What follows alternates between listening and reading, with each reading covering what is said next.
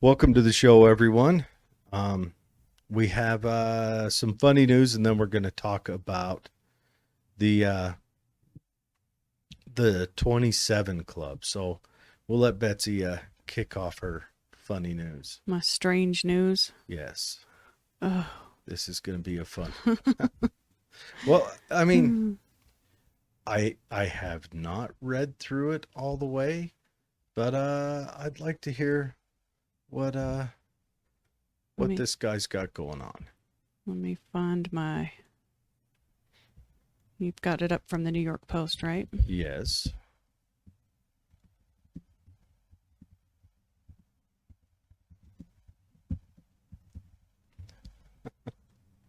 Oh, gosh. It took me to Yahoo. Okay. So, scientists have decided that preserving mankind may take more than just what we currently have here on the planet. And their plans have moved to space and apparently to the moon. And, whatever you believe about the moon landing, this is all going to come into play because if we never really landed on the moon, we should do a show on that. The whole moon landing conspiracy. I've been talking to someone, but they're nervous about coming on so far. I'm working on them. Yeah. So, at any rate, it's been decided that preserving life on Earth may require storing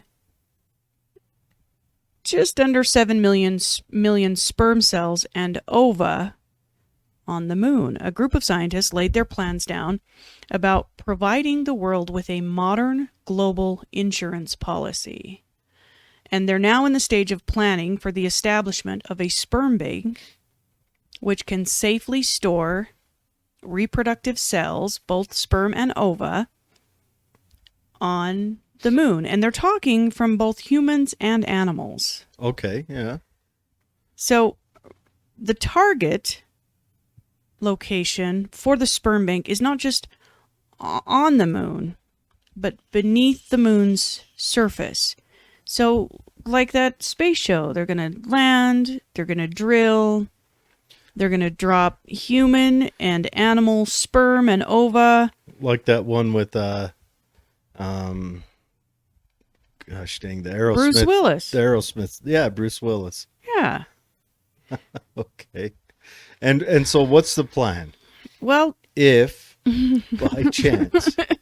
How do we get it? Yes. Well, and one. Okay, we'd pull this out if something happened to the human population to up the numbers, but who would be there to pull it out if something happened to the human population? Right. I mean, if we're talking total destruction of the human population, people, that's total destruction of the human population. Yeah, it says here, as our planet faces natural disasters, drought, asteroids, and the potential for nuclear war, to name a few troubles, scientists say that humans must set their sights on space travel to preserve life as we know it.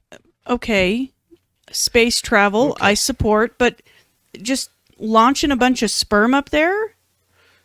If you're on this planet, when it collapses, I mean, is there an escape pod we're not aware of? Maybe the aliens can come.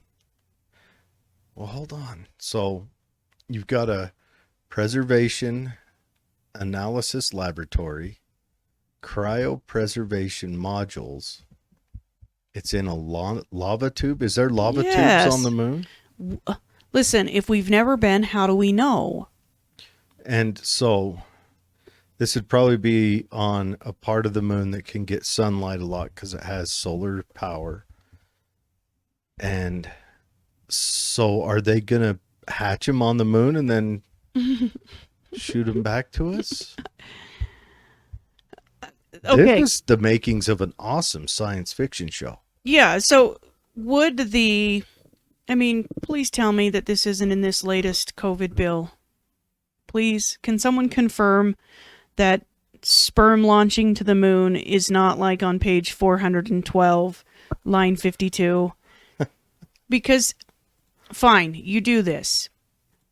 But if we're talking that the Earth has become so volatile that life cannot live here, and maybe there's an escape pod, let's play this out. They jump in the pod, they shoot off of the planet, they orbit the moon twice, they land. Apparently, there are lava tubes on the moon. And then they retrieve the sperm and ova. What's your plan? Maybe they're going We to make can't live on the moon. robots that are like nanny robots, like on the Jetsons that drive around there. And then if something happens to humans, the nanny robots, What? They put the sperm and the ova together there? maybe they hatch some people. There on the moon? Sure. And then, It's uninhabitable. I don't know. If we found another planet where it was habitable, and then we moved researchers in a group, Laura's confirming for us. Space launching sperm is not, it can't be in this latest COVID bill. I mean, it could, but please say it's not. So if we found another planet that could support life, and we launched the sperm to there, then, okay, we all die. Then they take the little sperm and ova there. Makes sense. So my catapult's coming back into play. It's filling the catapult. That's full of sperm. It's the new panspermia. Are they going to launch it from here, or are they going to deliver it on the first moon landing? It's going to get confusing when a whole bunch of people are in a line in front of a catapult. I don't know how the girl part's going to be done. The guy's part is, might want to turn your heads away, folks. That'd be rough. I'm just saying that I'm thinking that they haven't thought this through. And I understand they're crazy scared about nuclear war and things like that, but let's not make knee-jerk decisions and start launching our sperm into space. I don't believe that's how panspermia worked. I can be completely wrong, but I don't think the sperm part of panspermia was actual sperm. I think it was the building blocks of life, not sperm. Just maybe. First of all, I don't know for sure if we actually landed on the moon. I've been looking at the moon landing ship as of late, and I'm here to tell you that does not look flight worthy. It's like tinfoil and PVC pipe. And you mean to tell me that hunk of crap exited our atmosphere and landed on the moon? Just to now, it did ride inside of a capsule, inside of it rode inside of a casing before it was. And the rover looks like a VW. Like that's. Hey, if you were going to make a rover and you were using a Nazi scientist, that's what you'd use, I'm sure. To do it, I think a VW would have been the choice.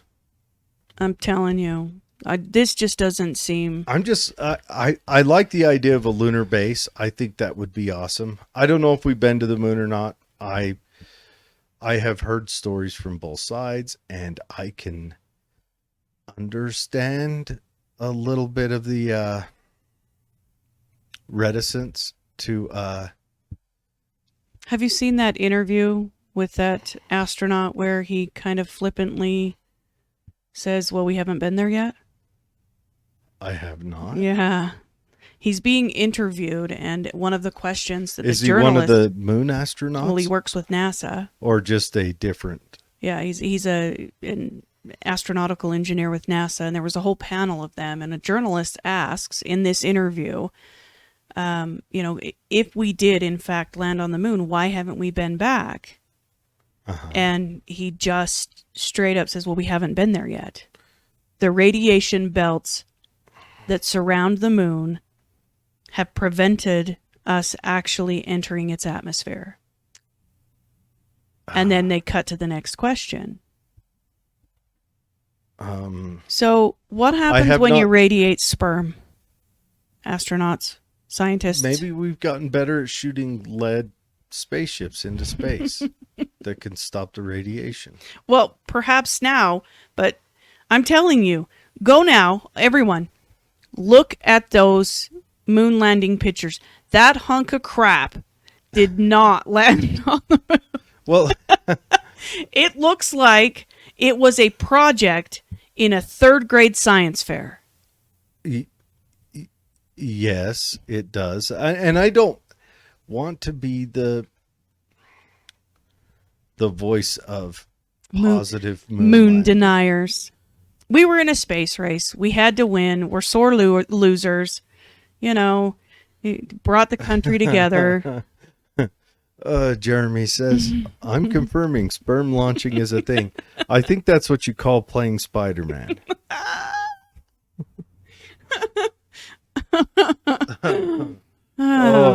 Anyway. I don't know. I don't know. I've heard the arguments on both sides. And while I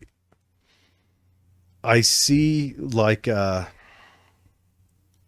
there are some yes, sir, Jeremy. Mm-hmm. There, like Kubrick was a part of that filming or directing. Would they hire a director to do something like that? Yes, I think they would.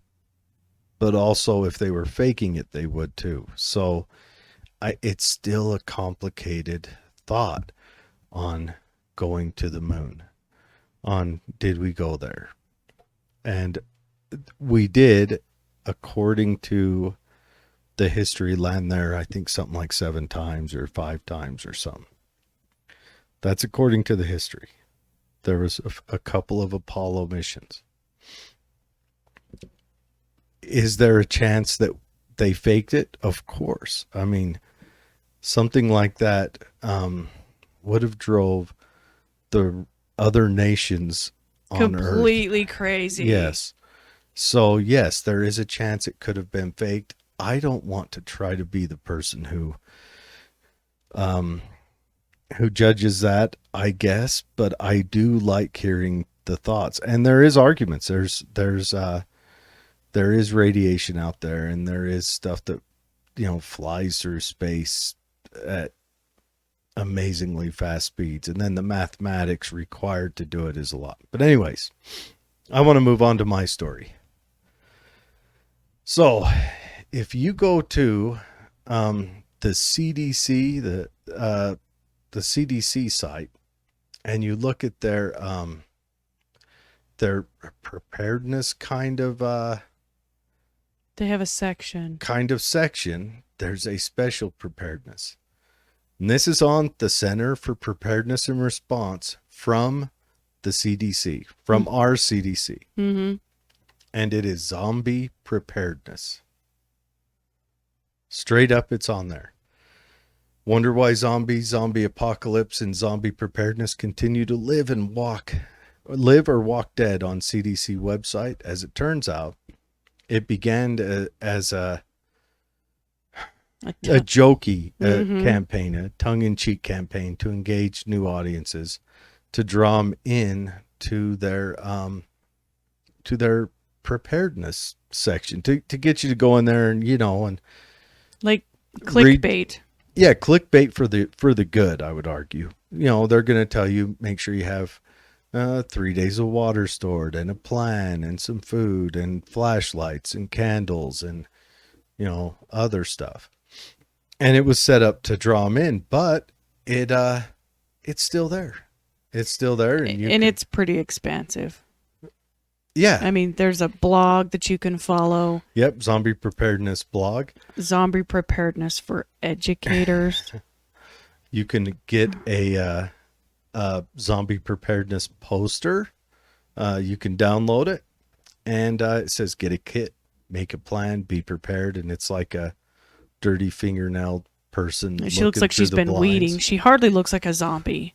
I don't think she's She a looks zombie. like me on Saturdays after I've weeded the garden. I think she's the person who's hiding from the zombies. Well, she needs to clean her nails. And then the CDC also has a zombie preparedness comic book. A graphic novel. Yes. So yeah, they've got a whole side on there. Now, what if there was a zombie apocalypse? I mean, think about it. Well, what if the CDC actually knows something we don't? I don't know if they know anything. I've been watching their response to this virus. So I'm going to go with, I don't think they know. Jeremy says he can confirm there are Walking Dead. Some of them are working for him. Yeah, they're called graveyard shifters. I was a Walking Dead for a very long time. The zombie apocalypse, any kind of Armageddon kind of situation, it's interesting if you watch the way that they predict it will play out, because it's a slippery slope. Like one day you're like, oh man, this is bad. And then the next day they're giving you vaccines. There's no toilet paper, you know? There's no toilet paper. And then you're like, shit, this is bad. Like there's no toilet paper. But yeah, it went, I mean, we had a little pandemic scare, and it went to where mothers couldn't find wipes for their babies. Yeah, and diapers and formula. Yeah. That did get kind of scary, but I think, I mean, in my own life, I have some food storage and water storage and things like that. And that's just not just for that, but you know, what if my job lays me off and I got to go a couple weeks, and that way I can take whatever funds I have and put them towards the other material things and live off my rice and beans and bacon. Well, and something like civil unrest, you know, by the government overthrow of Myanmar, people had their money in banks. Well, let me tell you, if the power goes out, if they cut the power grid, which they did for 7 days, they cut the internet, they cut the power, you can't access that money. Or even if they just throw down a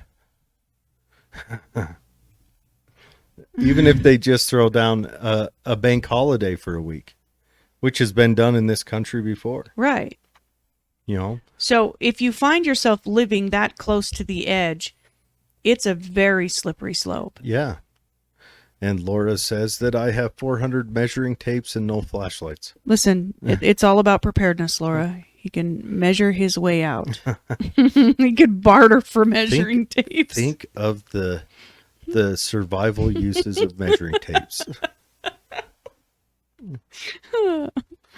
They're super scary when they spring back. I know. I could, like, a zombie comes and I tell the zombie to hold on to the tape, and then I walk backwards and then I let it go at the zombie. Takes the zombie out. Done. Look at that. Measuring tapes, everyone. All right. I don't know. Have any of you ever heard of the 27 Club? Now, I wasn't really familiar with it until you brought it up about a year ago. Yeah. The 27 Club's an interesting phenomenon. Yeah, it's a cultural phenomenon. Yeah. And it's very common. And what it is it is a list, basically, of mostly popular musicians, artists, or actors who died before their 28th birthday, following their 27th birthday. So they were 27 years old. And most of them are rock stars. Most of them are extremely popular. But it's people who kind of gain notoriety. Well, and the club itself has become so well known that it's actually been cited in music magazines like Rolling Stones. It's been, in novels, in films, in stage plays. It is, people are connecting the dots when it comes to these really well-known, mostly musicians, dying at the age of 27. And you can take it back further than the legendary bluesman Robert Johnson, but that's where I think it really starts to pick up. Mm-hmm. So Robert Johnson was killed at the age of 27. His death is said to have spawned from a curse. The legend is told like this: Johnson was always enamored by the blues and wanted to play the guitar. Unfortunately, he was of mediocre talent. His family had gone on for years following his death to say it was very sudden, the way that he obtained the talent. And he was legendary at the time of his death. Oh yeah, yeah. But he didn't take lessons. He didn't have this natural, talent to hear music and reverberate it. He was at best mediocre. And he disappeared for a time. So he was about 19 years old when he disappeared. His folks said that he just disappeared. Now, we're in an age of time, this would have been back in the mid-20s, where African-American folks couldn't just go to the law and say, hey, my son disappeared. But when he returned, it was said that he had this really, really amazing talent for guitar and for blues and for writing. And the legend is that during this time, he actually sold his soul to the devil. And that made him a blues master where he could compose songs. And he actually composed songs about crossroads where, he talks about how he sold his soul and at the crossroads and the hellhounds were coming for him. Right. So he also became extremely popular with the ladies about this time, where he just hadn't been before. And there were some who were both suspicious and jealous of his talents. Now, supposedly, in 1938, he was given a bottle of wine, and there's a lot of people that claimed that the wine was poisoned. Now, there was another man with him who drank the wine and was fine, so it really didn't hold water. But again, they didn't really, investigate it at this time because he was a black man on a plantation and he died. End of story. Yeah. It was, it was during some of the dark times earlier in the country. And I don't think anybody made the connection that he was 27 and he sold his soul and he had to go at 27 years old until many, many years later. Mm-hmm. But because of his song Crossroads, because of his disappearance, because he was wildly famous. Well, and out of the blue. Completely out of the blue. He disappeared without any notable talent and came back with all of the talent. Yeah. And you can go listen to his music. We're not going to play any here because we've already had our one video taken down this week, and I don't think we need to score another just yet. So later on, 1960, Jesse Belvin passes away. He was also 27. He was what they called a soulful crooner.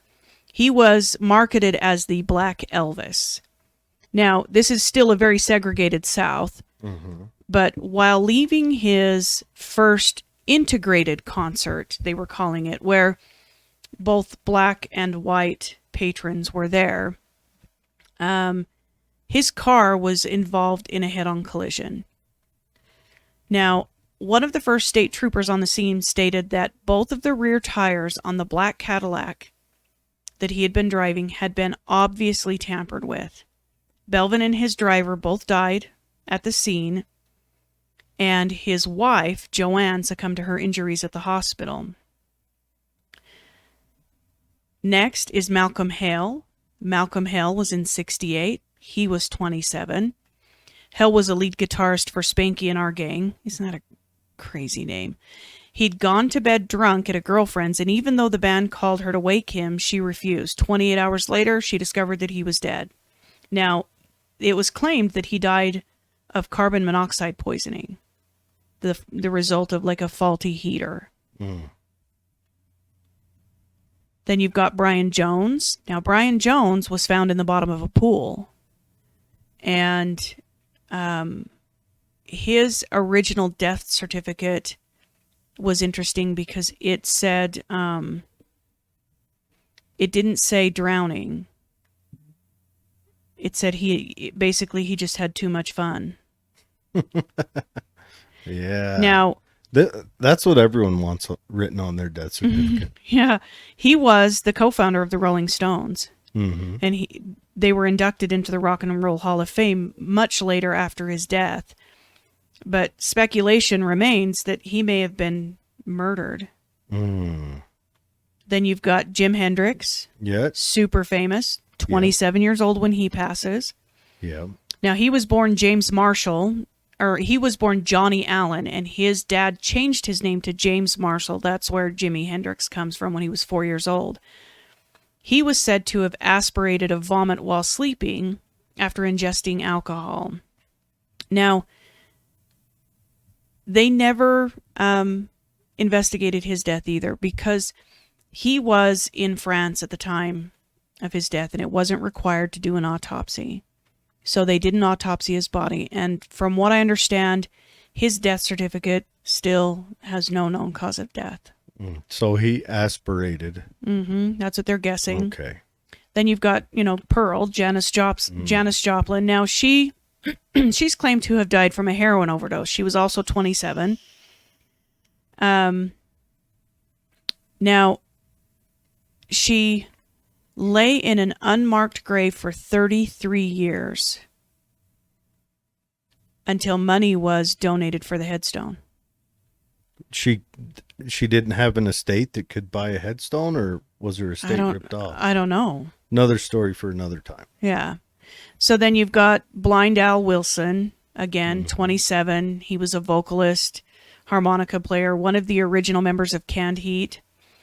And then another one, Arlister, or what they called him, Dyke.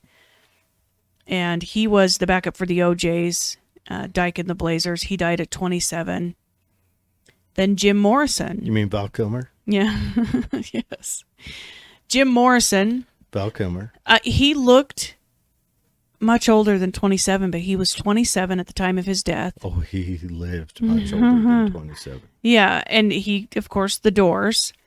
They were inducted into the Rock and Roll Hall of Fame in 1993. He wrote songs like "Riders on the Storm." He's super famous. Everybody's heard Val Kilmer songs, yes, and seen their act and his and Val Kilmer playing Val Kilmer on The Doors. And then there's Roger Lee Durham, a member of Bloodstone and Wills. He was an airman in Vietnam, and then he passed away from a fall from a horse. Okay. 27. There's so many. Mia Zapata, she was strangled and raped at 27. Don't know who that is, but they say that she's the singer for the Gits. Oh, okay. It's a Seattle band. Mm-hmm. Yeah. No, Yeah. I'm familiar with that. Yeah. They say that she suffered from internal injuries. Then you've got Kurt Cobain. Yep. Super Kurt Cobain, famous. killed by the CIA. I mean, his wife, the CIA. It says self-inflicted gunshot wound to the back of the head. That's what I said. Yes. He was 27. Doesn't that imply it? Self-inflicted gunshot wound, CIA. Yes. CIA. Yeah. And we should change it. It should be, can we spell self with a C? Can I make up words? Amy Winehouse found dead in her apartment. You know, it was, again, she doesn't look 27. She was 27. Now, it was said to be drug related. Now, her last show, she was actually booed off the stage because she was so inebriated. And they thought that she was going to leave and go to rehab. But one of her band members had been checking on her. And for several weeks, she was just wasted.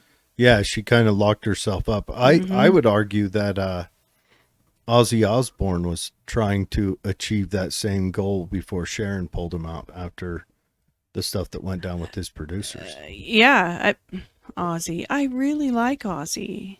Poor Ozzy. He's had a rough life, but... Oh, I think his life's been just fine. But there are...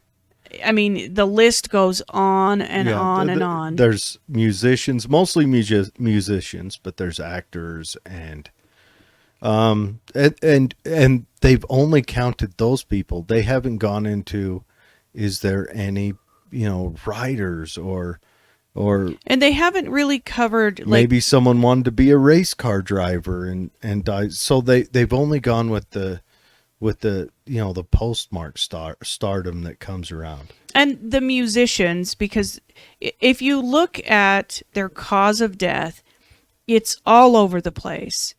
It's just interesting that it happens at 27. And that's the thing. And not just at 27, but at the peak of their career. So part of the question on this is the making a deal with the devil. Yes. Or with the crossroads demon specifically. Do you find yourself like, I really want to, I will do anything, I will sell my soul, and then he appears, the hellhounds show up. Now, it happens at 27. What if the contract is, say, a 7 or an 8 or a 9-year contract, and there's a window that the crossroads demon can make you an offer, like an age. You have to be 19 or 18 or 17. So there's a window. So say it's 17, it's a 10-year contract. What if that is when you make that contract and then, the demon does his demon magic.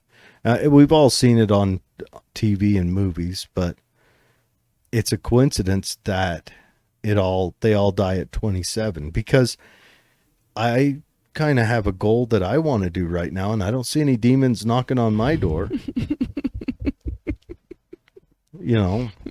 Hello. And maybe I'm just too old. Are you listening? The demon's like, dude, you ain't got long to go anyway. What do we want you for? And then the songs about the hellhounds. And then it makes you wonder if that's why they live their lives so recklessly. Because it doesn't matter? Because it doesn't matter. Ooh. Because maybe they know that, listen, I've got 8 years left in this contract. I'm going to do everything. I'm going to snort all the drugs. I'm going to be with all the hookers.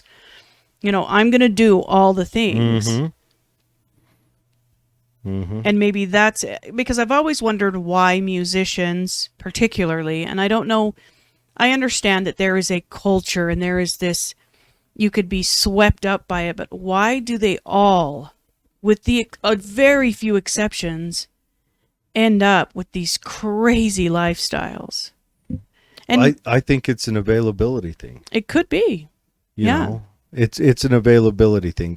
But if I had the money and the availability to snort all the coke and heroin and all, I wouldn't. Okay, let me devil's advocate real quick. Yes, I do not use drugs. Most of that's probably because I don't want to use drugs. Let me do a double positive. But there is a substantial part of that, me not using drugs, because I don't know where to get drugs. Yeah, that's true. Perhaps if they were floating about in your house. If they're there all the time. Yes. If it's always there and it doesn't affect your day-to-day life at first, because every one of them, it starts wiping them out towards the end. Starts ruining their shows, like Amy Winehouse. Yeah. Kurt Cobain started having issues at his shows. But people pay money to show up and watch you, and if you're I mean, Yeah. Post Malone had a big thing recently where people were actually coming together and trying to get him help because they thought that he was, clearly, I mean, it does look that way. He may have just been tired, he runs a hard schedule, but it appeared that he was struggling to Yeah. even stay awake on stage. Tattoo parlor, dentist to get a gold tooth, tattoo parlor, hairdresser that's blind, tattoo parlor. Yeah, it's a tough. Posty. That's a tough Yeah, schedule. he's got a tough schedule. I mean, just the tattoo parlor and blind hairdresser alone is got to be. And maybe it's a collaboration of it's the perfect storm, the availability, the money to do it, Yeah. the fact they've sold their soul, they ain't got nothing to live Yeah. for. Yeah. The hellhounds are circling them. So talk to me So what about if- hellhounds. So hellhounds supposedly are the repo men. Oh, they repo your soul? They're the ones that supposedly, according to the mythos, and we should do a show on hellhounds alone because there's a lot of them throughout history, but they're the ones that come to collect. When the time's up, Okay, so what are these? Are they like hounds? Are they like little Dachshunds? Oh, hell Yorkies. It's called a Chihuahua. Anyways, well, you've seen them on TV and what have you, but in a lot of the mythos, they are actual, some of them are skeleton dogs or dogs that look like they've been rotting for a while. oh. Of course, you got Cerberus, which is the dog that, it's a 3-headed dog that guarded the gates to Hades. Mm-hmm. And I think that's where the initial hellhound kind of mythos came from. And so you'll still hear or read reports of them having multiple heads, or sometimes they would be like a chimera, or they would be, dog face, So you make a deal with the devil, mhm. and then when it's time to collect, the hellhounds show up. The hellhounds start circling. They start closing in on you, and then they collect. They initiate your death. Now, does that talk about how asphyxiation or drowning in a pool? Maybe. I mean, maybe if you're gonna die anyway, the hellhounds let it happen. But the guy that got in the car wreck, what if that was? There were several car wrecks. One, they were traveling down the road and their axle broke. Yeah, hellhound Flipped bit him. it. Yeah. Bit it, clawed it, whatever. I don't know. However hellhounds take care of axles. It is what it is. I mean, Just get the job done. but that's the argument that there's a window when you can make that deal, and then every one of those deals have the same term. And I can see the thirst that comes along with notoriety and being the money, top, the money, the fame, the fame, and when you're 19, 27 doesn't seem to matter. Yeah. So like, what if he's sitting in a bar and he's just praying that he can be famous, and maybe he's got money problems, and somebody slides up next to him. He doesn't know Yeah. he's the devil, and he's like, "I'll make you a deal." Yeah, or I mean, what any if stupid 19-year-old would take the deal. what if you're trying to be a rock star and one day after I mean, a hell, show, I might take the deal this week. Yeah, but we're too old. Again, I'm just saying. the Crossroads demon's gonna look at me and say, "No." What could I be good at? Yeah. Crochet? I mean, I could do Oh. like the master crocheter, or Welcome to knitting hour. I mean, I've reached that Metamucil age in my life. Yeah, I mean, they could find a purpose for me, make me rich and famous for the next 10 years. I just want to make the perfect scrambled eggs and bacon. Can you help me out? I don't know. The 27 Club is interesting. But it's wild. 27. Now, let's look back at, without the supernatural part of it. What if there is a a change in the human body that on average happens around 27 to where it can't absorb that lifestyle anymore. Yeah. You know, something in the cells, something in the, you know, It's a make it or everything. break it. You're Yeah, either tough enough or you're not. It's the thinning of the herd. it's kind of that time when, you know, when we first started, 400 years ago, 27, that's when you're supposed to be moving into grandparenthood. You know, you have your kids at 12, and I don't know. I'm talking out my butt. At 12. But, you know, I mean, you go back 400 years and the average lifespan was 60. Nowadays, it's substantially more. But, Mm-hmm. you know, back then, everything's moved a little quicker. But I still like the Hellhound thought. I do too. It's an interesting statistical spike, It is, so to speak. It's crazy. Now, maybe there are just enough actors and actresses and rock stars and all that if you added up the numbers of all of them when they died, they may all come out the same. But this one just kind of jumps out at you. Mm-hmm. 27. And then what happens if you make that deal with the devil and a freak accident happens and you die at 25? Does that deal still stand? You got to serve your last 2 years in purgatory. How does that work? Hard labor, busting up rocks and stuff. I've seen the movies. But I mean, no, that's the question. Is your soul still sold if your end of the bargain wasn't kept? Or does the devil keep you alive? I think you would have that to be last kept 2 alive. years?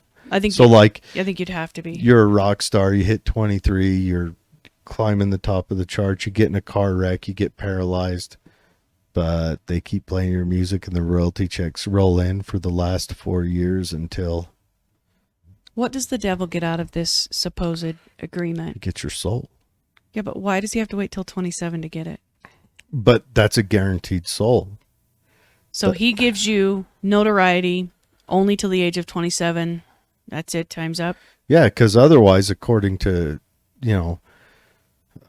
Christianity and that, you can turn your life around. You can accept Jesus. You can, like that guy who used to do the how to score on women show on MTV. I can't remember. He's now like a preacher man. Uh-huh. And he's claimed the Savior, Lord and so Jesus. he turned himself around, you see. But, some other rock star may not have. Mm-mm-mm. But yeah, the 27 Club. I don't know. What do you guys think about it? Interesting stuff. All right. So before we end the show tonight, got to remind everybody. Go to the website. Yeah. Subscribe. It's free. Yes. In the subscription, you get access to all of the subscribers only content. There's shows there. We try to update it once a month. New content. And as we get more time, we'll start making more shows like that. Yeah, there's one up there now that's still on just the subscribers content only. Additionally, if you go to iTunes and give us a rate and review, anyone who does those things, we're going to put your name in a drawing for a free aura reading. I don't know if you haven't watched our show with Kimberly McGeorge. It was extremely interesting. I think that she was pretty accurate in her readings. Yeah, it was a fun show. It was pretty crazy, but she's offered to do a drawing, and she's going to be on the middle of the month next month. Mm-hmm. So we'll do the drawing just prior to that and let you know, and then she'll let you know what information she needs from you. Yeah, and then we'll probably have whoever wins the drawing, if they're available to, we'll send them the Zoom link, and they can hop in, and the drawing will be done with them on the show at the same time. Yeah, unless you don't want to be. Yeah, if you don't want to be, then I'll force you to. Then I'll show up at your house with the hidden camera the day before. In his lapel. But yeah, unless you live very far away, then I'll hire someone to show up at your house with the hidden camera. But yeah, but And as always, find us on YouTube, subscribe. yep. So yeah, subscribe and share it, and yeah, keep the keep the comments rolling in. We're talking to a couple of people right now about coming on, and we should know about them very soon. I'm looking into more, want to do more Bigfoot shows and all that fun stuff. Yeah, good stuff. Yep. Oh, and this upcoming Saturday, Needful Things in Murray or Midvale in Salt Lake. It's the store's called Needful Things. Upcoming Saturday, I believe it's at 7 p.m. Go to the it'll be listed on our Facebook and on our website, but they've got a enhancing your paranormal attributes class. I don't know, Ryan, fill me in again on what the class is called, but that's going on this upcoming Saturday the 20th. It's a free class. Go in there, check it out. They have lots of free classes in there. Sarah and Jennifer and Nate, Lindsay, Mary, Ryan, they've all talked about it, and hopefully I will be there this weekend. But yeah, go in there and check it out. That should be, regardless, I think that would be a fun thing to go to. Yeah. Regardless. Awesome stuff. All right. Thanks for joining us, and we will be back next Tuesday, and we'll see you then. Yep. Have a great week.